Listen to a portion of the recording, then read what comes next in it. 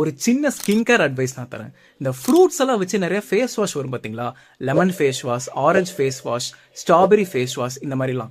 இது நீங்கள் ஸ்கின்ல அப்ளை பண்ணுறப்போ 100%ல வெறும் 2% மட்டும் தான் வேலை செய்யும். ஒரு இன்ஸ்டன்ட் க்ளோவிங் தரும் டெம்பரவரியாக.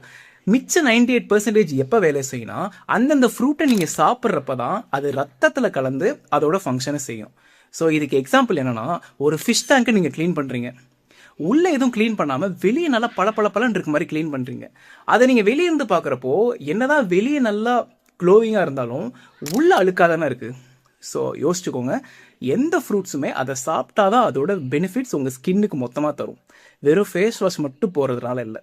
ஒரு சின்ன ஸ்கின் கேர் அட்வைஸ் நான் தரேன். இந்த ஃப்ரூட்ஸ் எல்லாம் வச்சு நிறைய ஃபேஸ் வாஷ் வரும் பார்த்தீங்களா? Lemon face wash, orange face wash, strawberry face wash இந்த மாதிரிலாம். இது நீங்கள் ஸ்கின்ல அப்ளை பண்ணுறப்போ 100%ல வெறும் 2% மட்டும் தான் வேலை செய்யும். ஒரு இன்ஸ்டன்ட் க்ளோவிங் தரும் டெம்பரவரியாக. மிச்ச 98% எப்போ வேலை செய்யும்னா அந்தந்த ஃப்ரூட்டை நீங்கள் சாப்பிட்றப்ப தான் அது ரத்தத்தில் கலந்து அதோட ஃபங்க்ஷனை செய்யும். ஸோ இதுக்கு எக்ஸாம்பிள் என்னன்னா, ஒரு ஃபிஷ் டேங்கை நீங்கள் க்ளீன் பண்ணுறீங்க.